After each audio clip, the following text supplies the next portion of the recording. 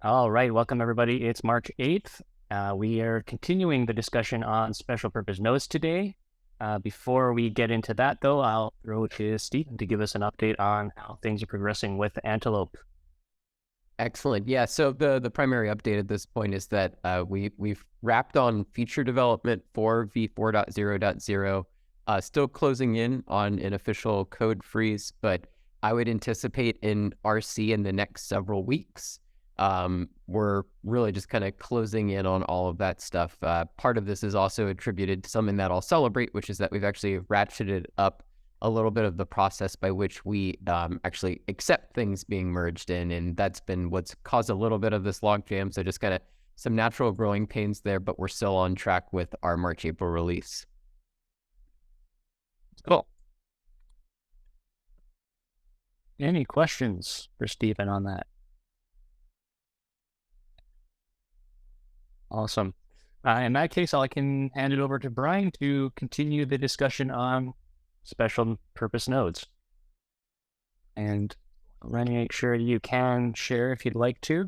And if you'd like me to share, let me know. I'm happy to do that too. Yeah, it actually worked for me just this morning, so we'll see what happens. All right. And of course not. Okay, let me try to. Have you tried muting your speakers? I'm going to just sharing the whole screen to see if that works instead. So here.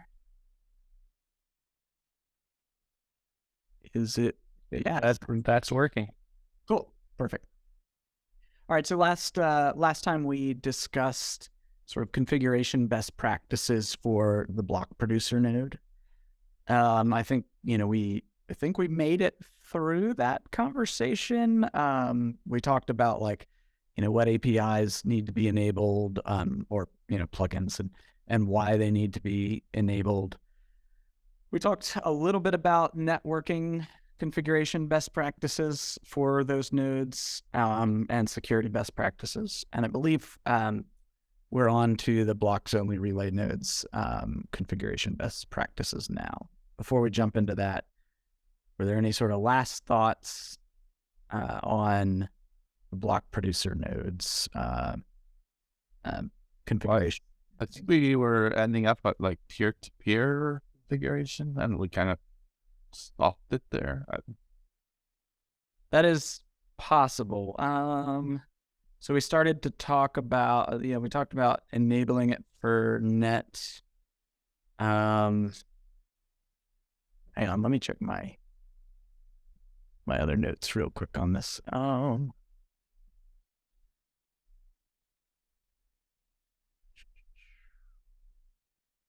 and of course I didn't note where we left off with that, but I'm happy to go there because I don't really see much on it now. Really all we have is this bit here at the top about keeping the number of peers low and using internal Sentry nodes. Yeah, all I remember is I was going to talk about WireGuard, and that we quit. Cool. Let's go there. So, yeah. So one of the things we have in our setup is to prevent extraneous P2P connections going to the BP node, is everything is protected with WireGuard.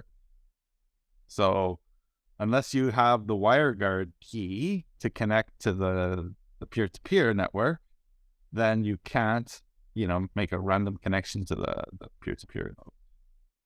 And so there was a question like a few months back. It's like, if we remove the peer-to-peer key that's built into Node EOS, would that have an impact? I said, well, we use it, but it doesn't really have an impact because in our environment, we need a WireGuard key and we need a Node EOS key. So if we get rid of the Node EOS one, well, it doesn't matter because the WireGuard is protecting the peer. So this way we can make sure that, some random node in the network, which, happens to reuse an IP address or something, is not connecting to the BP node unexpectedly. So we can prevent that. And we can also do accounting on which peer-to-peer connections are generating which amount of traffic based on looking at the interface statistics for WireGuard. I'll say we've used the peer-to-peer keying in other scenarios before, because, and it's really, I mean, somewhat edge cases, but the problem, quote unquote, is that peer-to-peer is an efficient virus. And so when you're the recipient of somebody else's peer-to-peer, you just get hammered and may get data. You can't stop your outside connections once they kind of know you're there without having that kind of gate key to say, no, you're not going to be accepted as a peer-to-peer inbound either. That makes sense. So, I mean, it was in cases like we were rolling back chains, but it was the only mechanism that you really had at the Node OS level versus UFW, where we do it at our hardware firewall. But Well, yeah, and the other thing I know, Michael, you've mentioned is, you need to sometimes change the port that Node EOS is listening on. that's what I do is kind of yeah, right. I've done the same thing in the past, right? Because it's like all these people are trying to connect, you're trying to resync peer or whatever, and it's like, how do I just allow some connections in, but not the right one? So, you change the port, then change the port on the other side, and it gets a bit messy when you're trying to debug. The node, the chain is frozen, and you're just like, just let me just connect to this node so that I can unfreeze the dynamic. So, and I think the way the keying on peer-to-peer works, I mean, it shouldn't slop off anything that's not accepted as a valid, because the work is the multi-processing of the track or whatever it's getting in. So, I mean, I've just mentioned a use case over the years that it's hard when you're the peer-to-peer target, you know what I mean? And you don't want to be anymore. I know. So, I captured protect the internal network of nodes with a secure VPN tunnel like WireGuard. It sounded like there's sort of a second recommendation there that I didn't totally understand around like selecting ports. So it's because if you're already known as a peer, and this happens on my internal nodes as well, they're peered to each other. Well, when I'm working, maybe resyncing or trying to do something on this node, even though I'm only talking to one peer-to-peer to try to get the most efficient process I can, I've got 5 other nodes that are still pushing peer-to-peer in. And if it's resyncing, it's saying unlinkable block, unlinkable block, unlinkable block. You can't. Peer-to-peer is so efficient at trying and shoving data down every pipe that it can. What we end up doing is some way or another blocking all that outside peer-to-peer traffic, but we still need peer-to-peer, and so what we'll do is either change the ports, go to all the nodes and remove it as a peer, a UFW it, block IPs, whatever. But if you put that key in, it would reject anybody that you didn't. Does that make sense? The best practice is find a way to keep everybody else out, even when you yourself have trimmed your list down to 1 because it's more efficient. You forget that there's 15 inbound connections and it's just crushing you, and you can't stop them. Yeah, so we end up using WireGuard for that. So WireGuard down the interface, and then nobody can talk to it. We'll change the port, or it's obviously then said, nope, you're not connecting to that port anymore. But neither can I. Now I got to go change something. You got to go change the other side of what you're trying to connect to. Right. It's awkward. I'm not sure there's a really better scenario. If you enable the peering key, I think it rejects all peers that don't have a valid key, which nobody does. But you end up having to restart Node EOS because you can't insert a key on the Cleos net connect command. Does anybody use sort of load balancers for that purpose, just sort of to cut off any connecting? Yes, but not to the BP node. Yeah, okay. And we do, and most load balancers natively aren't aware. If it sees the port responding, it's shoving traffic down it, both API and peer-to-peer, which is a problem. And I can see it all the time that behind a load balancer, somebody's replaying a node. And all of a sudden, like if I'm querying the block producer table, I'll get a table from 3 years ago. And I'm like, oh, somebody load balancer responded to a syncing node because it's at, hey, it's on. Somebody misconfigured their load balancer. It should have a health check to check that the node is in sync before sending any. So to answer the question, we do use load balancers, but as I said, natively, they're not very good. They're just doing, ping tasks mostly. Stam has written some additional tasks, and I'm sure Matthew has some as well, that you can try to soup them up and add some. Check the head block, like his checks the head block, checks the lib, and says, oh, okay, everything's good. Yes, it passes, it's still online. But same type of thing. It just says, hey, peer-to-peer is responding now. There it is. Here comes the onslaught. Yeah. Okay. Right. I should that as like sort of a special use case to follow up on rather than because it sounds like it doesn't always apply as sort of a configuration best practice. It's just in certain scenarios like resyncing. Is that fair? Well, you do a lot of resyncing or relaunching or whatever, but I mean, yeah, it's best practices when you're monkeying around with the peer-to-peer protocol. Mm-hmm. Well, I'm going to say it's our best practice to keep that in there all the time because you never know when you need to replay, monkey around how the system worked on it. Then I guess what I'm not understanding is if you're preventing those inbound connections on a block producer node, like are you flipping to a backup block producer node, or are you just like doing this between your rounds or something? Or are you between your sort of turns? If your thing is out of sync, then you probably unregistered or switch to a backup block producer. Okay. Right, because the resyncing is not happening in like less than 2 minutes. Okay. Fair enough. Right, so yeah, you can restart a node in less than 2 minutes, and like typically, if I'm doing a Node EOS upgrade, I don't switch to a backup block producer. I just wait for the right time in the schedule, stop the node. You got 2 minutes. Binary, and You got 2 minutes. Yeah. If the upgrade doesn't go out, whoops, I missed the block. So you purposefully pull yourself out of the schedule. You can, yeah. That's how a lot of us do it, because I mean that goes back to the whole concept of failover and backups and way block signing works in general. It's such a hassle. It takes 10 minutes to roll to a backup or unregister. I mean, no, you shouldn't have to unregister just simply to do maintenance. Fun quirk that several people on chains have gotten burned by. When you're unregistered, people can't renew their votes for you.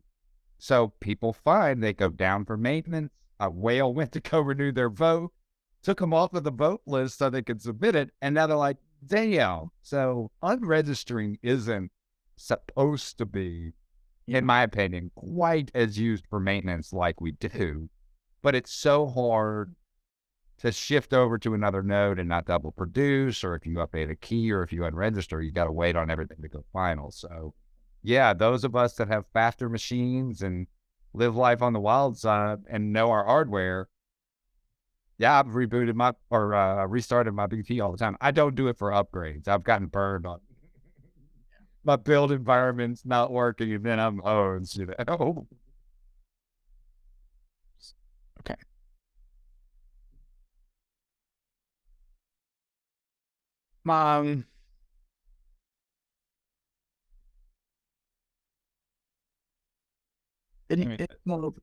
Sorry, go ahead. I was just going to say, the other thing in our environment, every node is connected to the other node, the other side. So they have bi-directional connections. A is connected to B, B is connected to A.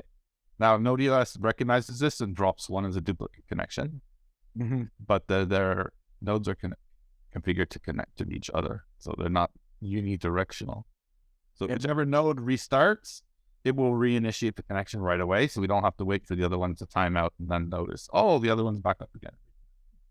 I tend to do for simplification, because there's so many, my peer-to-peer layers are all respectively to themselves and outbound public, and handling all the ins and outs, as well as private and public connections. And then all my supporting nodes are basically three peers, plus maybe public if they're getting it, that ultimately are relaying back to my peer-to-peer layer. So I don't do bidirectional because I'd have to go to 50 daggum machines. I basically built this solid peer-to-peer mesh, and all of my nodes kind of star into it, but there's three of them. So I could reboot one or two and ultimately always have an active peer that everything else is still tied to as well. And then it's the main gateway out. Interesting. So it sounds like you and Matthew do take different approaches there. Is there a unified kind of best practice we can capture, or around like how you actually configure the peering itself, the peers, I guess it's themselves, with relation to block producer nodes? Well, I guess the universal thing, I think we talked about before, is like connect to only your own nodes and nodes that don't have OC enabled, and only a few.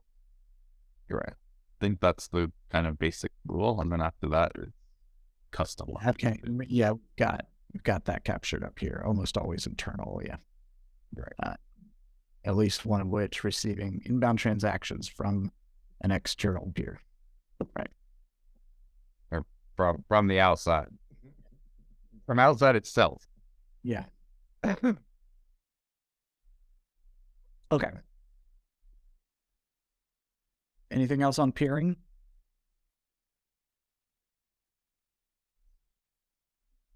It's heavy. I will say it'll be very interesting once 4.0 is deployed, in terms of how better or how different peering can be in terms of block propagation. There's, huge enhancements to the block propagation in 4.0, where it may not even be necessarily to do block only or whatever, because it's propagated at the highest priority and it doesn't even touch the main thread. I'm looking forward to seeing how that works. Have you guys done any testing under load? Like, can you replicate the scenario that Wax has had over the last couple of months, where somebody is pushing huge numbers of transactions and all the blocks, it gets pear-shaped? Like the transactions go up, and then all of a sudden the blocks all get lost. Right? Run it with 3.1 and then run that scenario with 4.0 and see if it fixes it. Yeah, we do have some performance test capabilities now that is also going into 4.0. We have not attempted to necessarily reproduce that exact scenario. It's difficult because of it's very difficult to reproduce exactly, particularly what's happening on Wax in terms of the types of transactions and the way they're flowing in. But that's clear. I understand it's difficult to reproduce. That's why I asked the question, because it would give me confidence to get rid of all the blocks only nodes if you said, oh yeah, we tested it and we can see it actually works better, rather than, well, theoretically it works better. So under this specific scenario, right? We're looking for volunteers there for people who might want to try that out for. Yeah. I mean, I think there could be a natural progression too, where at the minimum, it will make your blocks only nodes even more lightweight and efficient than they are today, right? So you could start there and yeah, I mean, there's no question that it should be better, right? The question is it good enough to avoid having a dedicated blocks only node or not? Right. Yeah. So as Kevin mentioned, the performance sort of harness capabilities that we have, it's still early days. So it's more focused on making sure that some top level metrics haven't degraded, right? And at this stage doesn't have specific doesn't aim to simulate specific real world scenarios, other than kind of a common, simulation across multiple versions of Leap. So, all right. Speaking of blocks only nodes, do you think we're good to move into that for configuration best practices? Yep. Okay. So we did already have a few things captured, so I'll review those really quick, and then we'll jump back to the top. So on the peering side, we already had discussed that it's good to maintain a moderate number of peers. The range of 10 to 15 was previously discussed. Don't accept peer-to-peer transactions or API transactions. And then what else? Oops, this is a holdover from the block producer copy and paste. And I think this is unique to this. Can be publicly exposed, but shouldn't be advertised in bp.json. So where does the recommendation for only 10 peers come from? I would say if I had to guess in my conversation, I mentioned that in my peer-to-peer mesh, I tend to use 10 to 15 just as make sure, because I mean, they're always going down, up, down, whatever. I try to break it up into, I don't put 50 in one node. You know what I mean? Right, but you have distinguish between a blocks only peer-to-peer node and a transactions plus blocks peer-to-peer node. I make that distinction when I'm setting up the node based off of its role, but that I'm just mentioning in my opinion, that's probably where that number came from, is my mentioning on my publics and my privates. I try to split up everything I'm connecting to. I'm not having more than 10 or 15 max. Obviously, if I'm trying to be optimal, 1, 3, no more than 5. But I'm trying to oversaturate my connections because I want to make sure I'm always connected. I don't want to go into a coma. Yeah, I mean, I have 25 connect. I'm just looking at one node right now. One EOS block relay node has 25 connections right now. Okay. Configure peers or currently active accepting connections. Currently active. See, I'm talking about I typically don't configure more than 10 or 15. Okay, but then you have it open. And then I've got 72 peers staggered between 2 peer-to-peer nodes. So 35. Ross says he runs 200. I think he gets like 200 peer-to-peer connections. I'm like, that's insane. Yeah, okay. So your number is higher than 10 to 15. When configuring my node, I tend to not put more than 10 to 15 static peers in my config.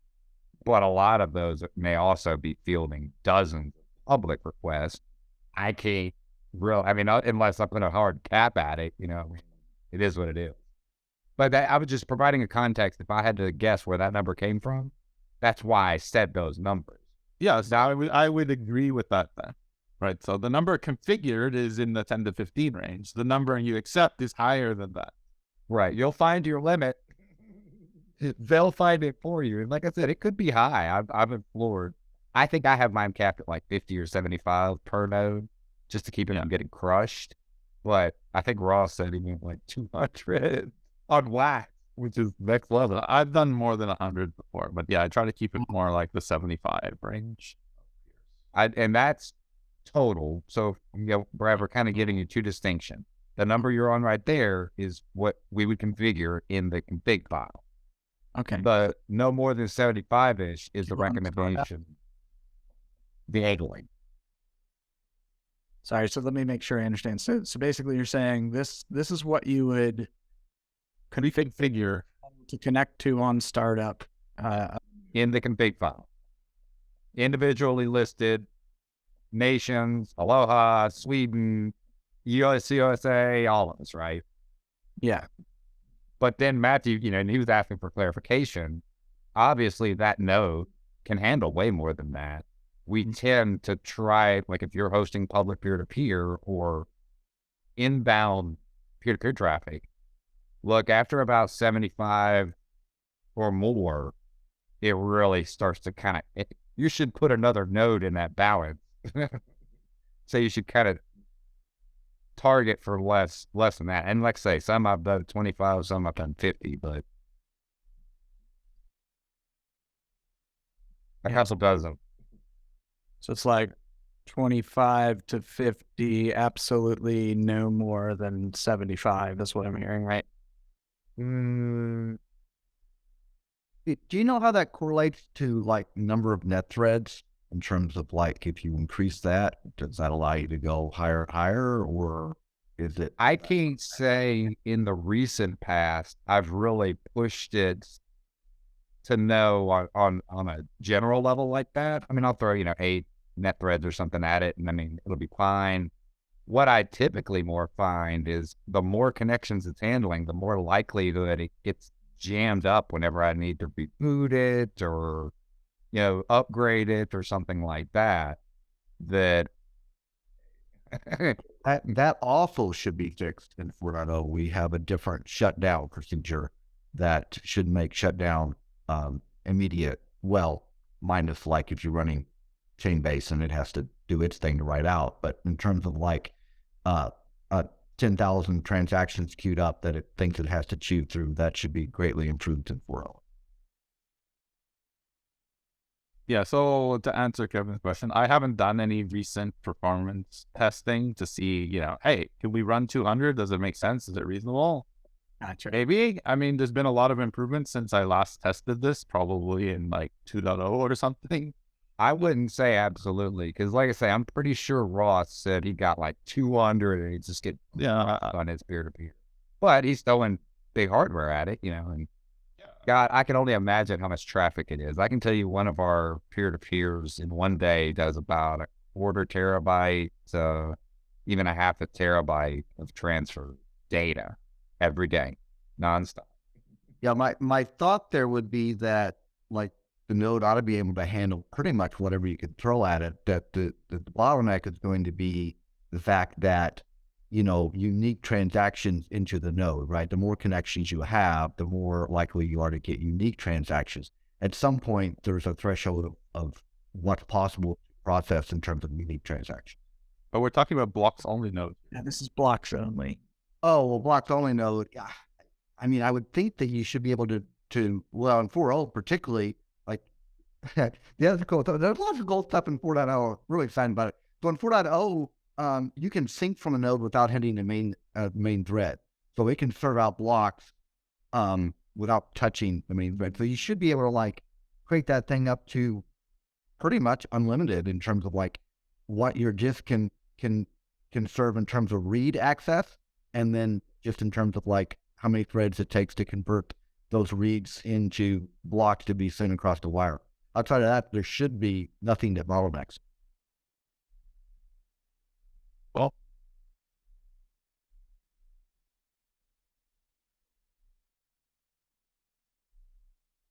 So I'd probably say there's probably a correlation between number of threads available, number of chain threads defined, and number of maximum peer-to-peers. You know what I mean? And that's what I say. Those numbers have just kind of been self-imposed of, after 75 people are smashing it, it's probably time for another one. Say that again. What were the 3 things? It's what it sounds like, and I don't know the ratio, but the number of threads total on the machine, because it's obviously doing some other things as well. Then the number of defined chain threads, which is a param for Node OS, and that's what is probably handling all these connections. And then there's probably a correlation between if you have 8 net threads and enough other threads to do the rest of your work, you could probably, with a standard processor, handle 20 threads of relay blocks per thread times 8 threads. Does that make sense? I'm sure there's probably some math that we can try to tie it together, and it's probably going to be based around the number of threads. Are you talking about 3.2, or are you sort of like speculating on what might be possible for 4.0? I think both, right? The chain threads is what's handling both of them, right? So what happens there is that if you're just talking about block relay, the chain threads and producer threads aren't really going to do anything for you. They're just used on a block only to just do the block header signature validation, and then for a block, it's doing signature validation on all the transactions in that block. But there's only one. Like, it doesn't do it for every block that comes in. It's just doing it per block, every unique block, right? So, But that's the only work that it's doing, right? I mean, validating and forwarding it. So it may be 500 connections per thread, but ultimately, wouldn't that be the however many threads you have that can handle however many maximum per thread? That would be what you could use to find your maximum period. Because it's not doing anything.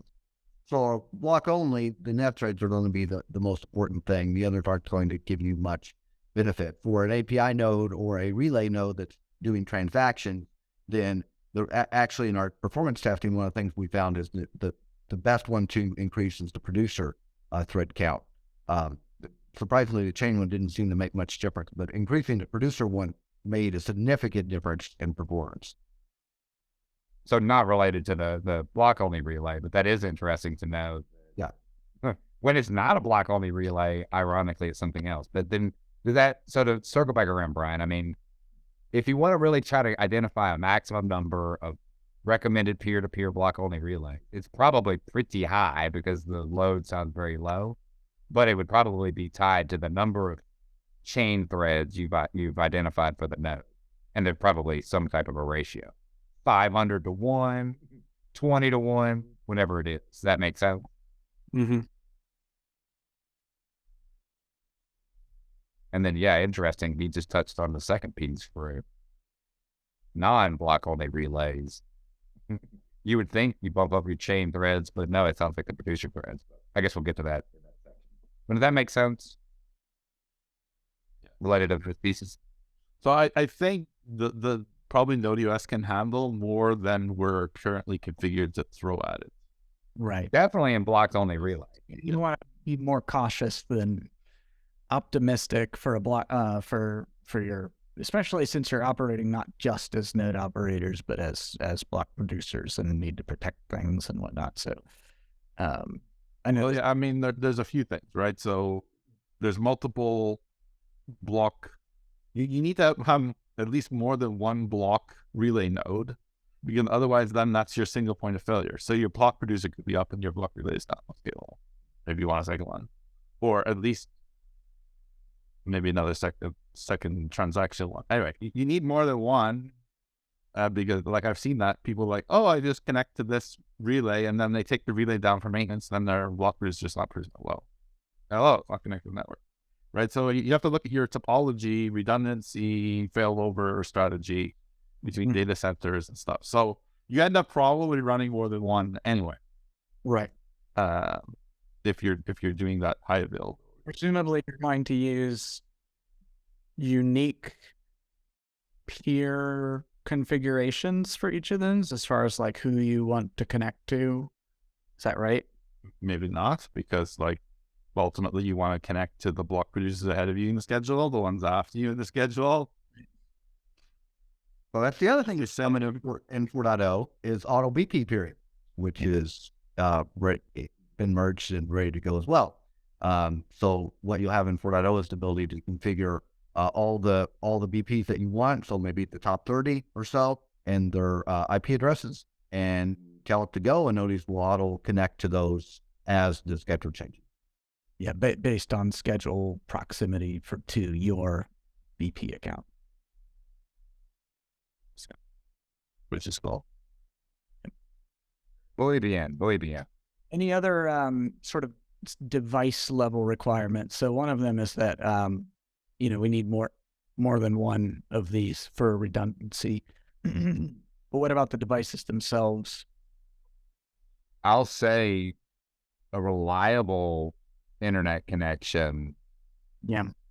And even I'd say disk, because I've seen both of those have effects that are kind of result as lag. It can't get the blocks in, as fast as it needs to. Therefore, they keep getting latency added. As well as we even saw some disks that, it was the state DB probably was just ripping on the disk. Specifically write speed, or is that what we're talking about, or is it both read and write? From what I see on all of my nodes, the state DB is heavy write.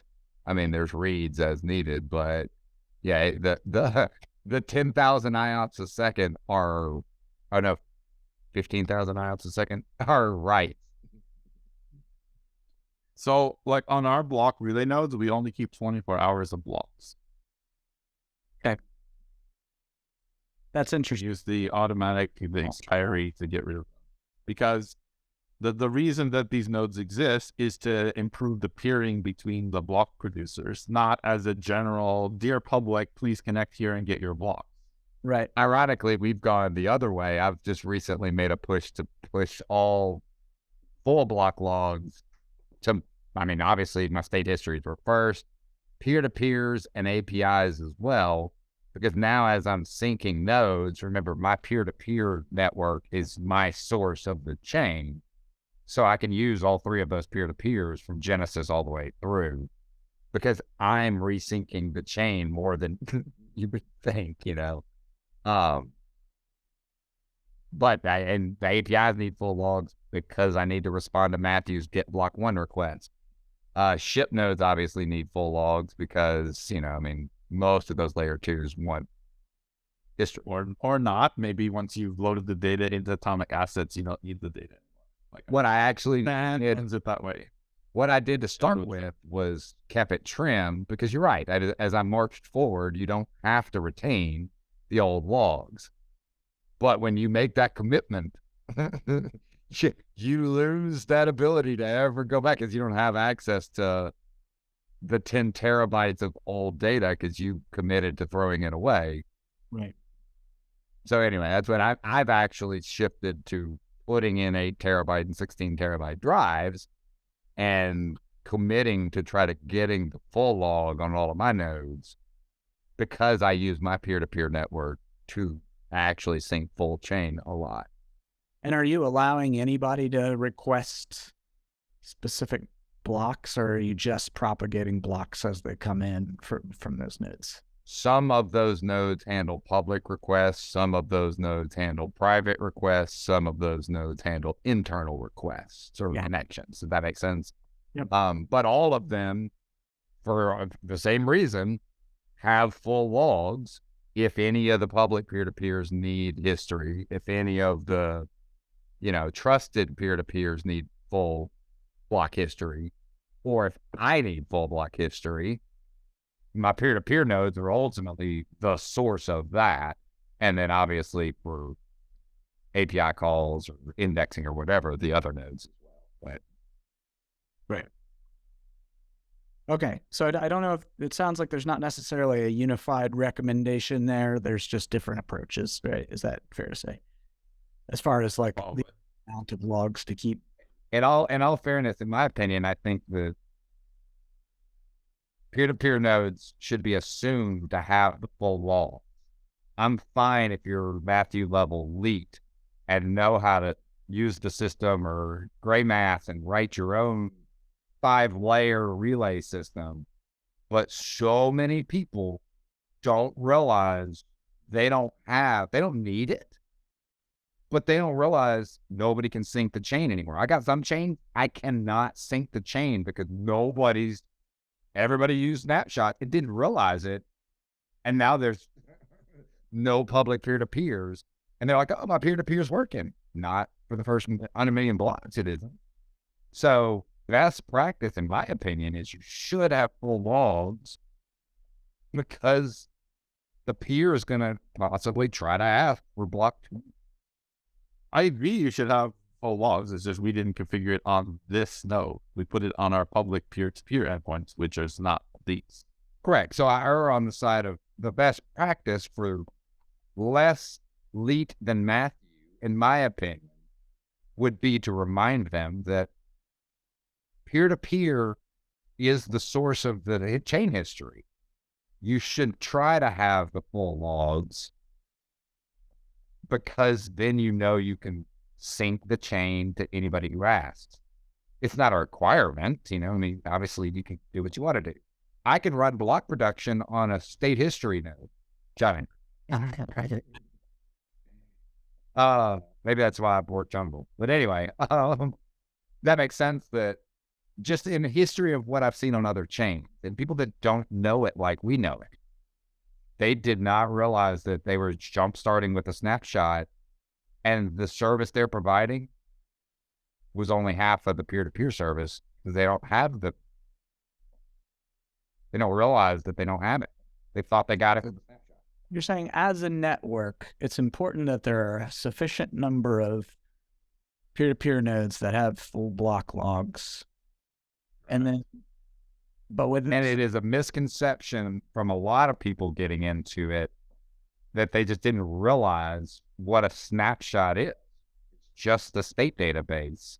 Yes, you're answering peer-to-peer requests going forward and what you have in your log from this point, but like people will line up 6 different peer-to-peer connections and then come and ask, why isn't it syncing? Right. And it's because I've had that question like 5 times in the past, 4 years since trimming was happening. Why is this node not syncing? Kevin's like, do you have the block? Oh yeah, oops. Correct. So, anyway, that's why I tend to say is that when you get outside of, elite level node operators, when you talk about best practices, and it's on peer-to-peer in general, is that you should try to have the full block log, unless you're not intentionally doing it, because you're the source of the history of the chain, and a lot of people lost that. And a lot of chains have kind of hemmed themselves up now. Can you get it back? Yeah, so it's there. For our purposes, blocks only nodes is just meant for the BPs to make sure the peering and exchanging the current blocks is working. In that case, you don't need any history, right? So that is our definition, which is different than Michael's definition. Yeah, I see. It's meant for internal peering between the BPs so that we're connected and exchanging the current blocks. Right, and as efficiently as possible, right? Like that's the only purpose for them. So that's why we didn't put any history on it. And I shoot myself in the foot every time I try to get more than 24 hours out of it. It's like, oh, damn, it's not syncing. That's why I say, as practice. But I want to optimize the nodes. I don't want to throw more gists on all these nodes. I'm not saying prevent it. Don't rip it out. I'm just saying that we tend to do things that now have percolated to the next generation of node admin, and realizing they're not aware of what's going on. And part of the problem is the terminology is not consistent across blockchains, right? If you come from, say, Polygon, you say, oh, I want a snapshot. A snapshot means, in Polygon terms, all the blocks. right. In Antelope terms, snapshot means just the current state, right? So if you're coming from another ecosystem, the terminology is not aligning. I got confused at the beginning. It's like, why in the hell are people talking about archive nodes and full nodes? And I don't understand this terminology, because this is Ethereum terminology, and then people coming to Antelope and trying to find the same thing, and then it's confusing. Now I know Ethereum. It's like, oh, now I understand why people ask these questions. So then, based on this conversation, is fastest write speed actually a requirement for this type of node then? It's all nodes in syncing data in or out. Is that in my opinion, you asked, does the device cause any issues at all? Are you using TempFS? No, and most people aren't going to, because it's next level. In my opinion, launching an Antelope node native. Well, this is the challenge, right? So you need a fast disk if you're not using TempFS or you're not using heap mode. I'm trying to think 95% of the people that I work with that aren't you, Matthew, or Stan, or even get the concept of, yeah, you can't even, you have to launch it from a snapshot every time you reboot it. I'm not saying that you can't hot rod it. I'm saying from a general aspect is that no, most people aren't, they're throwing them on hard drives and not understanding why it isn't working. Well, you can run some of it on hard drives, but state can't be on a hard drive. It needs to be on, something else. But what I found in relation to looking at peer-to-peer and synchronizing of blocks when you're outside of Node OS and its configuration is how I interpreted your question. Yeah. And get all block peer-to-peer communication and best practices, home internet connections that are constantly blipping and having issues cause latency in that syncing pretty heavily. You know what I mean? And they're like, oh, I'm up online. My ping SLA says I'm perfect. Yeah, man, you ain't on an enterprise fiber circuit, Or what I even found through history was some BPs were having latency issues. And ultimately, from what they reported, was narrowed down to their disk, which was probably running state, getting failed, overloaded, and causing it to lag in itself. So that's why I say at the device layer level, network can trigger, make sure you have a good internet connection. Yeah, not like Michael's internet. So I'm going to ask a theoretical question for a second, just for my own understanding. In theory, a blocks only relay that is only interested in relaying blocks as efficiently as possible could do so without writing the blocks it receives to disk. True or false? True. From 3.2, it's true. You can set the max retained block volume to 0. Yeah, I was about to say, it'll keep as many as in that cycle. I've never tried 0, but I mean, in theory, most people have it, kind of a rolling window. I think our BP nodes are configured to 0 now. Okay, yeah. Okay. Anyway, it never needs a block. How do you restart it if you have 0? Do you always use a snapshot if you're retaining? No, it keeps the state. So it just picks back up and builds it. So our BP nodes actually run without TempFS and without heap mode. They're actually, as you're describing, writing stuff to disk all the time and killing those disks, but they don't have to write any blocks. Right? So every 6 months, I need to replace the disk in the BP node. Okay, but so disk write speed is still important in that scenario because you're still writing state. But you're always writing state. You're always writing state.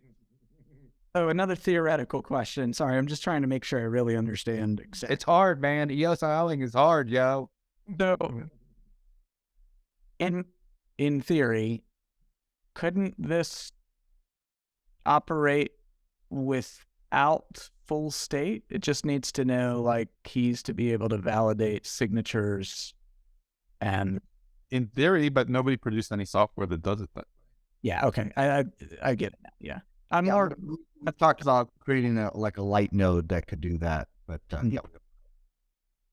Okay. So I think, looking at the idea of 4.0 is speed up everything so that we don't need these nodes at all. Right? Is kind of the goal. And if that is not successful, then I will go campaign for a light node, which doesn't need all the state. Or even the re-architecture, like carving off of threads. I think Kevin mentioned some of that block validation. But if 4.0 fixes the problem that we don't need dedicated block relay nodes, then we're good. We don't just cancel the whole discussion. We're good. Glad that last hour was there. Yeah, speaking of which, let's get through what's enabled and disabled on this kind of node. So Chain API is enabled, I'm assuming, right? Yes, but don't accept API transactions. Is that you need it to get info? Well, correct. That's what I say. Is you're only turning it on because you need for the health check, but you don't want people to smash it. Might make this no longer necessary. Is that true? What was the first part? Prometheus, as we said, block producers, Prometheus might Prometheus is not the Might, resolution. but it won't. Okay. What my in my head, probably the best idea is whatever the hell that node endpoint is. I don't think it really gets used for much other than providing info about the node. If get info were under that node, if it were a standalone, I think it's still under the HTTP plugin, but to put all the stuff that we use in its own plugin and get away from it actually being push request, push transactions and get tables and all the rest of it with. Yeah. Correct. So the reason Prometheus doesn't work is because it doesn't have a nice JSON return value, which you want to use. And when you're doing things like writing a plugin for your HA proxy to query the node stats. Yeah. So you Because you have to write this custom Prometheus parser. you want a basic HTTP API that does just these things that you need for monitoring purposes and If whatnot. you would get info out of Chain API, in my opinion, that probably addresses a lot of that. Yep. Now, I also petitioned for a get info 2 that has a lot of that Prometheus data in a REST JSON structure, but that's a different conversation. But in my opinion, it all boils back to the only reason you keep getting that Chain API in there is because we need get info. Just agree. Damn, we just move it. And is this a configuration setting to not accept this, or are you doing stuff at some? Configuration setting. That's what kind of prevents somebody else from shoving it down your throat and you getting transactions to then have to slough off.